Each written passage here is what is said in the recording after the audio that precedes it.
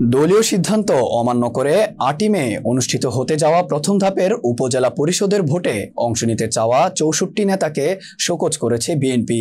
চিঠিতে নেতাদের ৪৮ ঘন্টা সময় দিয়ে উত্তর দিতে বলা হয়েছে।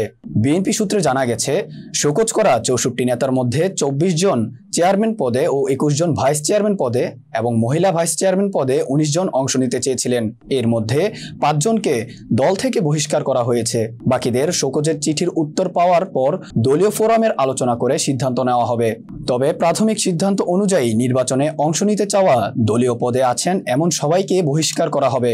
বিএনপির সিনিয়র যুগ্ম মহাসচিব অ্যাডভোকেট রুহুল কবির রিজভী স্বাক্ষরিত শোকজ চিঠিতে বলা হয়, গত ১৫ এপ্রিল বিএনপির স্থায়ী কমিটির সভায় আসন্ন উপজেলা পরিষদ নির্বাচন বর্জন করার সিদ্ধান্ত হয়।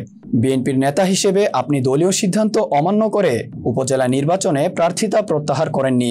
নির্বাচনে প্রতিদ্বন্দ্বিতা করা সম্পূর্ণরূপে দলীয় শৃঙ্খলা পরিপন্থী এবং দলের প্রতি চরম বিশ্বাসঘাতকতা। সুতরাং দলের সিদ্ধান্ত উপেক্ষা করে জালিয়াতির নির্বাচনে অংশগ্রহণের জন্য আপনার বিরুদ্ধে কেন দলের গঠনতন্ত্র মোতাবেক সাংগঠনিক ব্যবস্থা গ্রহণ করা হবে না তা ৪৮ ঘন্টার মধ্যে যথাযথ কারণ দর্শিয়ে একটি লিখিত জবাব দলের ভারপ্রাপ্ত চেয়ারম্যান বরাবর নয়াপল্টনস্থ কেন্দ্রীয় কার্যালয়ে জমা দেওয়ার জন্য নির্দেশ প্রদান করা হয়েছে।